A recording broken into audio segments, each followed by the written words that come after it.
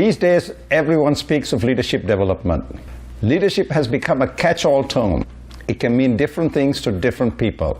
However, I can state quite emphatically that a leader must be able to A, make good decisions, and B, communicate and convince the team to execute it, that is to negotiate.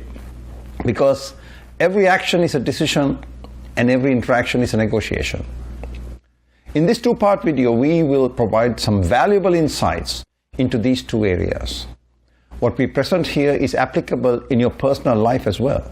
My steadfast belief that we have serious problems when making decisions is supported by two independent surveys. First, in a recent McKinsey survey of over 2,000 executives, only 28% said that the quality of decisions were really good. 60% thought that bad decisions were as frequent as good ones. And amazingly, the remaining 12% said good decisions were very rare. Second, a recent study by the Business Objects magazine showed that 93% of US managers had not had any formal training in decision making. No doubt you'll say that your success is proof that you make good decisions. It's the other guy who needs training. It's natural to think that judgment, experience, intuition, logic, common sense, etc. is the way to go. Because in the good old days, this is how great leaders went about their business. Of course, you don't hear of the sob stories and the fiascos. For example, TWA and Pan Am, the pioneers of air travel, are no more. Bad decisions at Kodak led to their bankruptcy. Billionaire Ross Perot admitted that two of his worst decisions were turning down early partnership opportunities in Microsoft and in Home Depot, each worth billions of dollars today. In 2008, Yahoo rejected a $44.6 billion bid from Microsoft.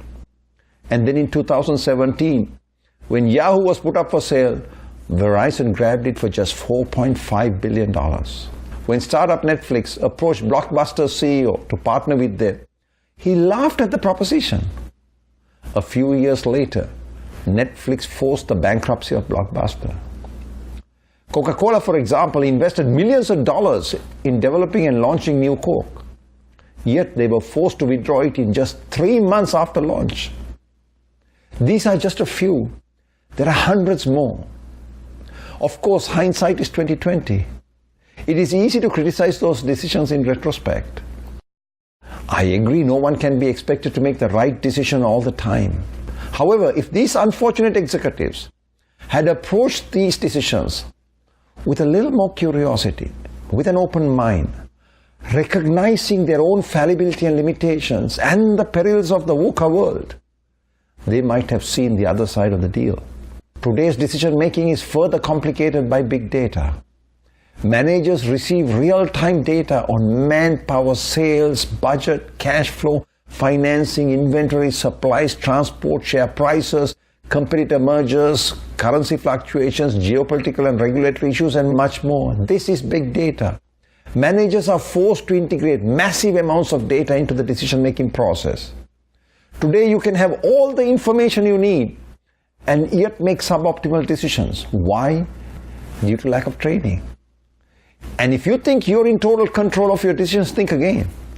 Unbeknown to you, your decisions are being contaminated, if not manipulated. Subordinates impose constraints on what options are available to you. Some modify the environment to shape your decisions. Others actually manipulate your thought process with well-designed techniques. Some of the more well-known decision-making biases are the loss aversion bias, the interest bias, the tribal or social bias, overconfidence bias, the pattern recognition bias, the introduction bias, the confirmation bias, and the recency bias. You must pay close attention to these. How do we ensure we make good decisions? Well, everyone speaks of problem solving and decision making. I want to stress that problem solving is not decision making. Problem solving is identifying acceptable solutions, and decision making is selecting one to act upon. So let's keep them separate. Two of the most common types of decisions we face are multi-criteria decisions and single criterion decisions with uncertainties. When framing a problem, the assumptions you make reflect your understanding of the problem and what you consider to be relevant. These are the criteria that drive your decisions. But how relevant these criteria are is highly subjective. A common belief is that the more criteria you include, the better your decision will be. Not true. In fact, using a large number of criteria is counterproductive because it dilutes the impact of more significant criteria. Every decision or prediction you make is based on the likelihood of an event happening or when that event would occur. And the fact is, your data is X% correct and 100 minus X% wrong, always. Furthermore, when dealing with probabilities, one should consider the event probability and the impact probability. Beware, teams do not guarantee better or safe decisions. While groups and teams can provide specialized knowledge and know-how, history has shown that groups are often ineffective at making optimum decisions. Some may recall the disasters of NASA space shuttles, Challenger and Columbia. How could an eminent organization as NASA have failed so catastrophically? A panel concluded that in the more recent Columbia disaster, various committees had granted over 1,600 safety waivers. They were victims of groupthink. Since most decisions in the corporate world have to be approved by a high authority, your decisions must be defensible. It is difficult to defend a decision that has not been validated. The validation process explores the sensitivity of your decision to the assumptions and the data and the biases. Furthermore, you should not judge the quality of your decision by the outcome, because the outcome depends on the implementation as well.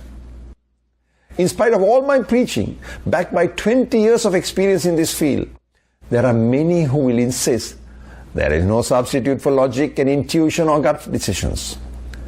Don't let your feelings hijack your behavior.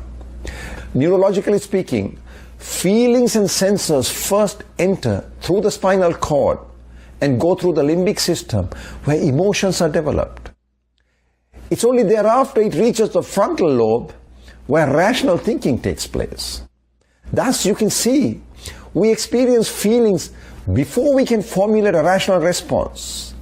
This is where intuition and logic collide. Yes, framing a problem correctly and modeling it is not an easy task. You have to decide when the outcome is serious enough to warrant modeling. I repeat, in today's world of big data and VUCA, you must reinforce your logic and intuition with analytical techniques. Remember, leadership is top-down. However, most decisions are bottom-up because managers have to depend on subordinates and stakeholders to provide data, information, options, context, etc. So decision-making training is required across the board. So what are the takeaways from this video? Every action is a decision and every interaction is a negotiation.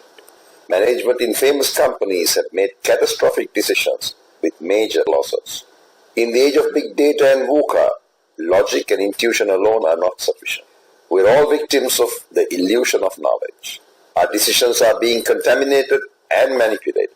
There are many biases that prevent us from making optimal decisions. Decision making is not problem solving. When dealing with criteria, more is not better. Your data is X% correct and 100 minus X% wrong, always. When dealing with uncertainties, consider event probability and impact probability. Teams do not guarantee better decisions. Our decisions must be defensible and must be validated. Do not judge the quality of your decision by the outcome.